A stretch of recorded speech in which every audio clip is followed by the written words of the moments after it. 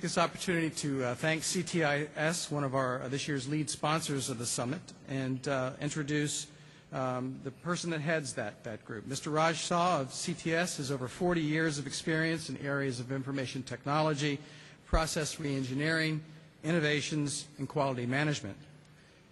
Mr. Shah has received multiple leadership awards from health institutes and community organizations, and serves as a member of the National Advisory Council on Minority Health and Health Disparities. Mr. Shah has published a number of papers, including a recent one on global health and information communication technology as part of the 2010 G20 Health Summit. Mr. Shah's current focus is the use of mobile platforms to support patients and their physicians, providers, and payers. It is indeed a pleasure for me to welcome Mr. Raj Shah.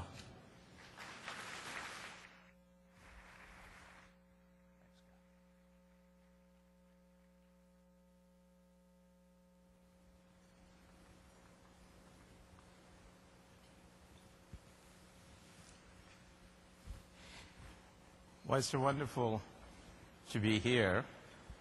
When I was coming in this morning, my wife asked me, said, how do you feel? I said, well, for a chronic disease patient, I think I feel pretty good. She said, you're such a ham. I said, I know, but I'm not cured yet. So, life of a chronic disease patient is an interesting life. Look around you, every table. You're going to find there is at least 2 or 3 of you have one disease, and some of you have multiple of diseases. There are 100 million people in the United States have one chronic disease, and 30 to 40 million have a lot of chronic disease. They come from all sides. There is a 1 to 10 ratio between chronic disease and infectious disease. Think about it. And you'll realize that we come from all types of walks of life. We come in all ages. We come in all races. We are from all types of professions. You could be a lawyer. You could be an accountant. You could be a doctor. You could be anybody. And you're going to get chronic diseases. The interesting thing about chronic disease is you really can't tell you've got the disease. I told somebody some time ago, that I'm really starting to get some headaches. And I told my doctor that in 60 years, I've never had a headache. Suddenly I've got a headache. He says, prove it to me. There's no way to prove if you have a back pain or a headache because you don't look like you've got a disease that's so obvious. So today I carry with me about 25 diseases. I know it's kind of hard to believe. And every time I add a new drug, it basically adds to some drug interaction, something that adds to my ability to deal with disease. So here's some statistics I want you guys to think about. And these are not mine. This is from CDC. Everybody talks about 70–80% of the healthcare cost is really for the chronic disease patients. We also talk about 90% of the emergency room visits are for chronic disease patients. 75% of the prescription is for chronic disease patients. 70% of the doctor's visit is for a chronic disease patient. So this is the whole thing about, well, what is mobile health can really do? How is it going to help you? Well, 30 years ago, I was diagnosed with diabetes, and my doctor told me, you're going to have this for a lifetime. And I said, are you sure? He said, yeah. Why? For 6 months, I worked pretty hard. I kind of exercised, changed my diet, did a number of things, and suddenly my A1C was 5.8. I thought I was cured. Well, guess what? 25 times I've lost weight, I've gained weight, I've changed diets, everything else. But the disease doesn't go away. But it doesn't change you, really. That's the most important thing about how do you really live with the disease. I calculated the other day that I've spent 25,000 hours, that's 10 years of my life.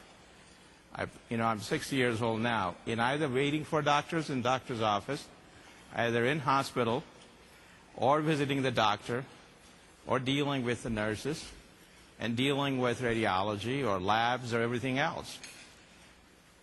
So recognize that you spend 10 years of your life when you have a chronic disease just dealing with the disease. So you want the disease to be your friend because you can't let it defeat you. You know, somebody asked me the other day how many pills I've taken in my life. I thought about it, and then I finally kind of used a little math and came to a conclusion. I've now had 150,000 pills I've taken. Imagine what it does to your liver and kidneys and everything else. Well, they're fine right now because I just did a blood test because my doctor friends make me do my blood test every week. And I've come to a conclusion that, clinically, my creatinine and everything else associated with it, my liver functions, they're normal. But boy, I'm really punishing, those parts of the body because you take so much of medicine. So what it comes down to is two simple things. When you get a chronic disease, what do you really do? How do you manage it? And in managing that, how does mobile technology, how does mobile health is going to help you? So what we have to do is what I call really fundamentally reprogram our mind software. We cannot think in the way that we used to think. We have to think about how we reprogram ourselves because there is going to be moments in our lives in a given day you're going to be unhappy, and there are going to be moments you're going to be very, very happy. You'll go through the laughter and you'll go through the happy periods, and then you're going to have periods of, when you're sad and other things. And what you have to do is to reinvent yourself. And in reinventing yourself, you need inventions. And this is where mobile technology comes in. What it provides is something very simple. Just like that ham radio used to improve communication, it was not necessarily the best way to communicate, but it helped you in old days. Now we got to improve communication with mobile health. And what I mean by that is very simple. You need compassionate care as a patient. See, I walk around today carrying a lot of mobile devices. Why? Because that's allowing me to be here. And it does what I consider in building that compassionate care, fundamentally 4 C's are very important. Now, this graphics is something that, I've got to deal with because it was put together by one of my tech friends. But it really comes down to one of the 4 things that is very, very helpful. It begins with collaboration. How do you really connect with everybody when you have to deal with maybe 5, maybe 6, maybe 7, maybe 10 doctors? You need to go to see these doctors. You need to go to the radiology, hospitals, everything else. But you want to talk to them. When you do a blood test, you want to provide it to them. You don't want to wait for the system to keep overdosing you or giving you over-treatment. So what happens to me and people like me is that when we get our blood test done, or when we get our test done, we email it to our doctors. We don't necessarily wait for the system because, as all of you know, electronic medical record is great. It's there, but it's different for different doctors. Hospitals have a different way. It's not a totally coordinated care mechanism. The workflows don't allow you to do that. So you got to coordinate, your visits. When you're traveling, what do you do that? Well, you want to go to a doctor in the new place you're in. The simple thing with iPhones and other things, it gives you directions where you want to go. It gets you the medical record from the personal health record point of view, which you carry with you, and you're able to provide it. It allows you to communicate in the social blog that you've created. I've got a congestive heart failure blog that I deal with. And we share our ideas. We talk to each other so that we, as patients, provide our perspective. to the doctors. We're able to get prepared and go to the doctor's office because you get about 7 to 10 minutes, although I manipulate my doctors to give me a lot more time. And so it's important that, you have this collaboration mechanism, that you want your doctors to talk to each other. And that is something that is really very, very helpful with the mobile health technology. Because what you're doing is you're sending the email. It's as simple as that. Maybe they won't go to, personal health record that you already have, but the email you've sent to all 6 of them will force them to communicate with them, or they'll communicate with them and provide you a better answer. The other important thing is the convenience. It has made my life and the other patients like me's life very, very easy. I know today that I can come here or I can go anywhere I want to go. Where, from a conventional wisdom point of view, my doctors have said, I should be near a hospital or staying at home. It is because my ability to connect with everybody, and the convenience is about, finding the right restaurants, has the right food for me, because I've got to worry about certain types of diet, whether it's salt intake or whether it's sugar intake or anything else. Chronic diseases are very personal issues to all of us. What exercise do you do? And how do you do that? What diets you eat? It's really, you're going to a resort and you want to find really the right person to give you a massage, or you want to do yoga or meditation. It's about finding the right provider. The providers are not just the clinical or medical providers. Providers are everybody. Whether it's a pharmacy, whether it's a lab, whether it's a meditation place, whether it's a yoga, whether it is something that you want to do and relax, find a library. So convenience is extremely important. And one of the most important thing I realize is having the mobile technology that carries me and my personal health record that I carry with me, that I can go anywhere and be able to connect with my doctors, and if I have a problem, how do I really get them connected to the local doctor where I'm at? The next thing is all about is comfort. I want to feel comfortable where I go. It's a feel-good requirement. So I want to be able to listen to my music, whether it's meditation. I want to be able to connect with and talk to things I want to do. I want to feel comfortable. It's because I'm tired and I want to do something, and I want to find a place that I want to go sit, and I want to sit near a water fountain.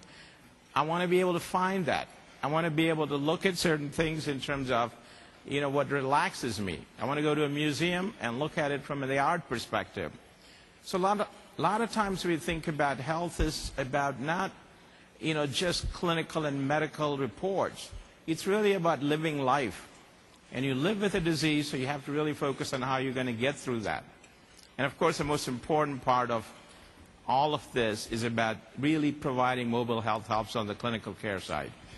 And it's about the workflows. It's related to, the continuity and access to care. It's being able to measure. It's being able to look at your data longitudinally. All of these things can be done right in the palm of your hand.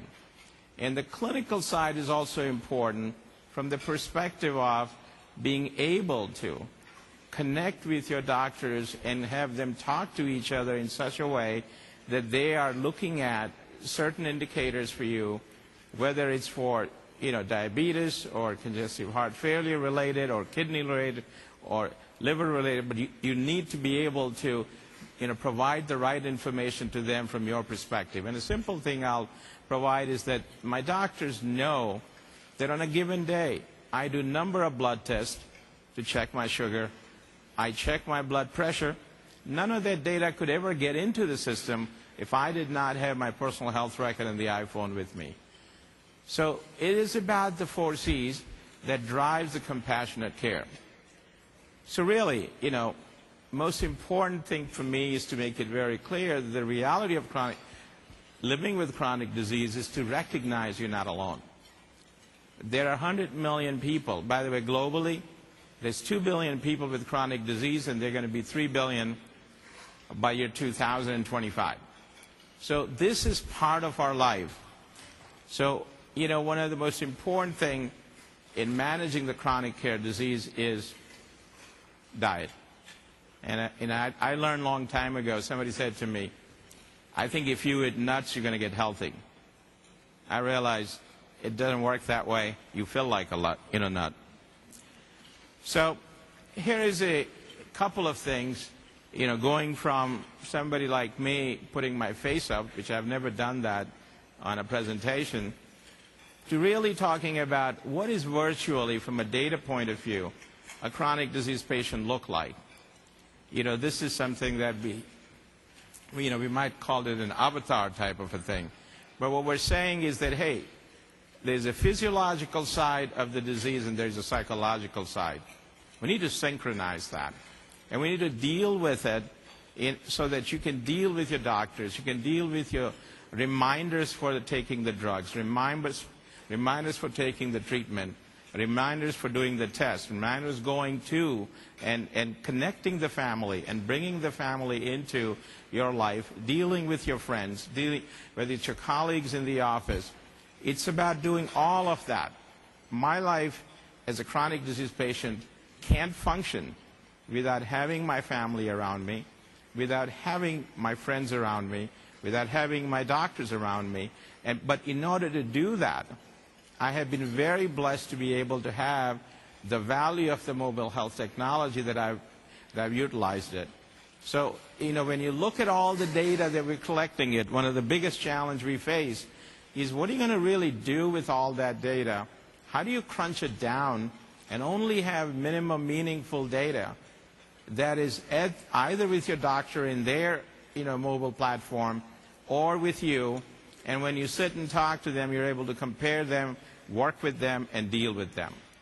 So it is, you know, very, very important for a chronic disease patient from a technology point of view that the, you know, the back end of everything, you know, how do you collect the data? How do you validate it? How do you integrate it? How do you aggregate it? How do you then extract it and be able to present it in such a way that it makes the relation between the doctor and patient much easier to deal with? So let me end with something very simple. Going back to my cured ham. You know, I know that it's lunchtime, and I don't know whether they're serving ham or not. But one thing I know that I'm not going to get cured, but I'm going to live my life happily and deal with that. Clearly, I've had some wonderful nurses in my life, and they always, when I leave their office, when I leave the hospital, they want to wave me goodbye. Most of the time they say to me, great, and then they pause and they say to me, I'll see you again. And my answer to them always has been, I'll be back. Thank you.